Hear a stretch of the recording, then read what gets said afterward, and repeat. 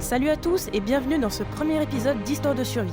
Aujourd'hui, je vais vous raconter l'histoire de Aron Ralston qui, après s'être retrouvé piégé dans le désert, s'est découpé le bras afin de survivre. Cette histoire, vous en avez sûrement entendu parler à la télévision ou au travers du film 127 heures réalisé par Danny Boyle en 2010. Entre son désespoir et ses maigres chances de survie, Aron Ralston est un réel symbole de combativité. Que s'est-il passé et comment a-t-il survécu? C'est ce qu'on va voir tout de suite.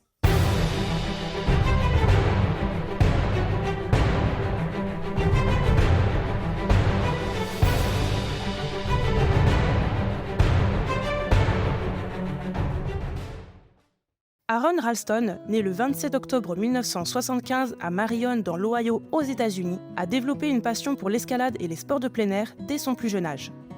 Après avoir obtenu son diplôme en ingénierie mécanique, Aron a déménagé dans l'ouest des États-Unis afin de poursuivre sa passion pour l'escalade. Il est devenu un alpiniste accompli, explorant des zones reculées et grimpant des sommets difficiles.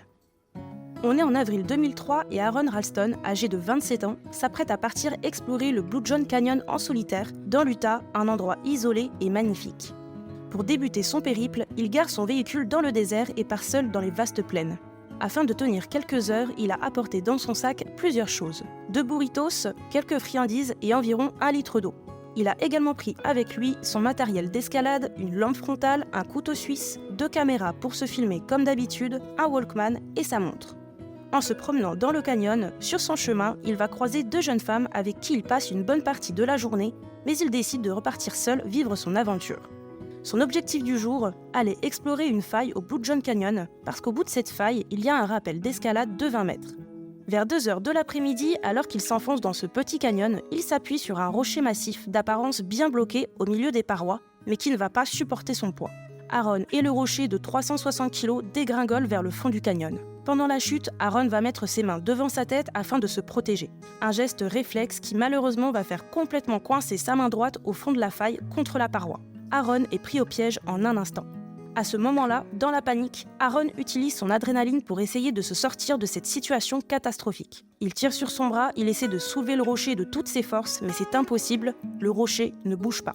N'ayant prévenu personne de là où il allait, il comprend tout de suite qu'il a très peu de chances d'être secouru. Il se retrouve donc seul, piégé au fond du canyon, en plein milieu du désert américain. Aron hurle de toutes ses forces, mais personne ne l'entend, et surtout, il n'y a personne aux alentours. Le canyon et ses parois étouffent complètement ses cris. Il fait alors un rapide inventaire des objets qu'il a apportés avec lui dans son sac et voit son fameux couteau suisse. Il se dit alors « Je vais creuser, casser la roche pour libérer mon bras ». Et c'est ce qu'il va faire pendant des heures, en vain, se reposant sur cet espoir, mais rien n'y fait. Il est complètement bloqué.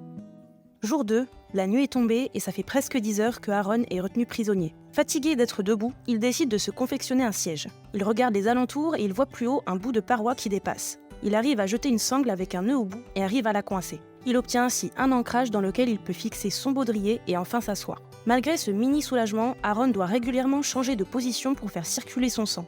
Au petit matin, le soleil pénètre un tout petit peu le fond du canyon et Aron arrive en tendant les jambes à se réchauffer. Avec la nouvelle journée qui démarre, Aron se remotive et il a une deuxième option. En fait, avec son point d'ancrage qu'il s'est confectionné pendant la nuit, il pense pouvoir soulever le rocher et se libérer à l'aide d'un mouflage qu'il peut réaliser avec sa corde. Il va faire une sorte de système de poulie qui peut démultiplier sa force. Après 1 heure de manipulations qui sont hyper compliquées avec une seule main, il parvient à mettre le mécanisme en place. Aron tire de toutes ses forces, s'appuie de tout son poids sur le mécanisme, mais rien ne se passe, le rocher reste parfaitement immobile. Tous ses efforts lui coûtent de l'énergie, il est déjà totalement déshydraté et sous-alimenté. Pour gérer le litre d'eau qu'il a avec lui, il décide de boire une toute petite gorgée toutes les 90 minutes. La nuit tombe à nouveau et la fraîcheur l'oblige à penser à un système qui permettrait de le maintenir un tout petit peu plus au chaud.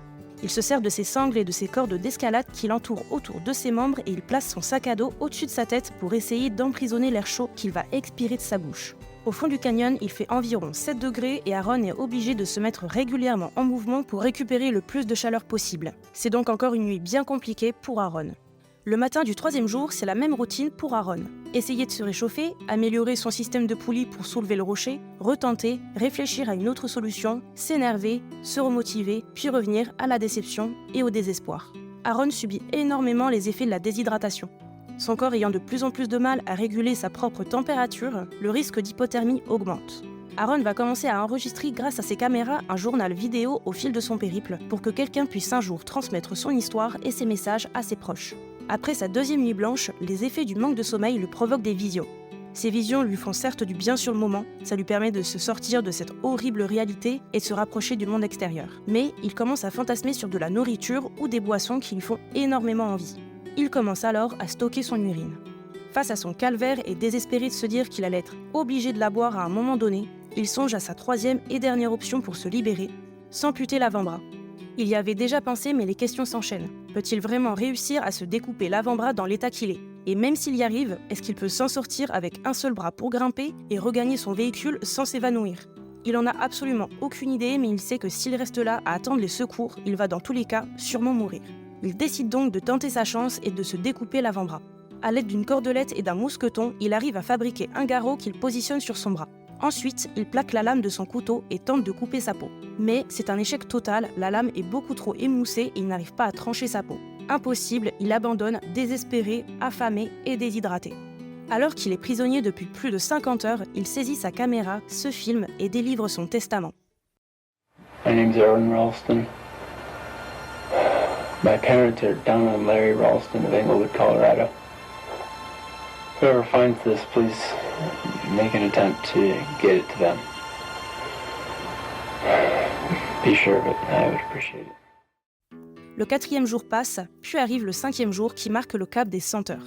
À bout de force, il vient de passer la nuit à halluciner totalement et se demande s'il sera toujours en vie le lendemain.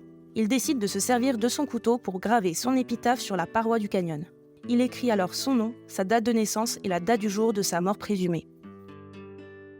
Aaron n'en revient pas, il est toujours en vie.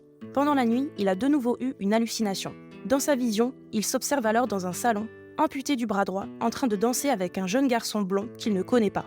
À son réveil, il interprète sa vision comme la preuve formelle qu'il va survivre à cette épreuve et devenir père. Son moral est alors reboosté. En observant son bras, il se rend compte que sa main est littéralement en train de pourrir du manque de circulation. Il ne supporte plus sa situation, juste il en peut plus, il veut partir de ce véritable enfer. Alors qu'il s'énerve, gigote, hurle en essayant de se déloger encore, il a une révélation.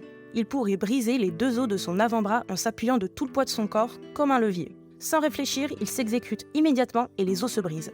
Le pire reste à venir, puisqu'il doit maintenant découper son avant-bras avec un tout petit couteau de 5 cm. Dans l'horreur et en luttant pour ne pas s'évanouir, Aaron arrive enfin à détacher son bras au bout d'1 heure. À 11h34 le jeudi 1er mai, Aaron Ralston retrouve la liberté, mais son calvaire est loin d'être terminé. Il doit absolument regagner son véhicule. Il emballe alors son bras dans un sac plastique et se fabrique une attelle avec son sac à dos. Il prend une dernière photo du fameux rocher et s'en va. Il progresse alors dans le canyon puis se retrouve en haut d'une falaise de 20 mètres qu'il doit descendre en rappel avec un seul bras. Durement, il y parvient et peut enfin rejoindre son véhicule à pied.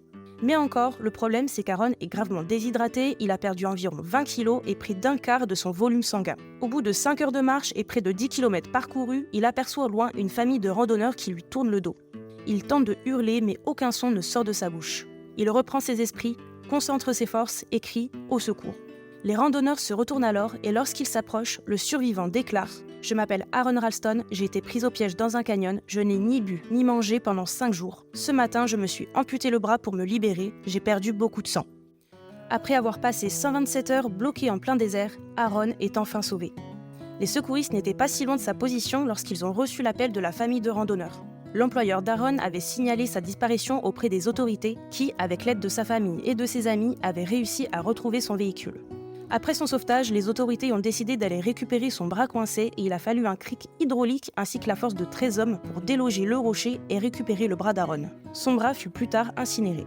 La vision qu'a eue Aaron au fond du canyon s'est finalement réalisée puisque 3 ans après son accident, il a rencontré sa femme avec qui il a eu un fils. Malgré son amputation, l'aventurier n'a pas arrêté l'escalade et il est même retourné plus d'une dizaine de fois sur les lieux de son accident. En 2004, Aaron Ralston raconte son histoire en publiant son livre intitulé « Entre le roc et l'endroit dur » ou en anglais « Between a Rock and a Hard Place ». Je vous conseille vraiment de le lire si vous souhaitez plus de détails sur cette histoire. Son livre a ensuite été adapté au cinéma dans le film 127 heures, réalisé par Danny Boyle en 2010. Ce film est incroyable, donc je vous invite également à le regarder. C'est une fiction, mais le film reprend très bien toute la mésaventure de Aaron Ralston. Cette histoire incroyable de survie a captivé l'attention du public du monde entier. Aaron Ralston est devenu un symbole de courage, de détermination et de résilience. Depuis cet événement, Aron Ralston est devenu conférencier et a continué à s'engager dans des activités de plein air. Son histoire reste un témoignage puissant de la force de la volonté humaine face à l'adversité. Clap de fin, merci beaucoup d'avoir regardé cette vidéo, j'ai pris énormément de plaisir à la faire. J'espère qu'elle vous a plu et si c'est le cas, n'hésitez pas à vous abonner à ma chaîne pour ne pas manquer la suite. Et en attendant, moi je vous dis à la prochaine.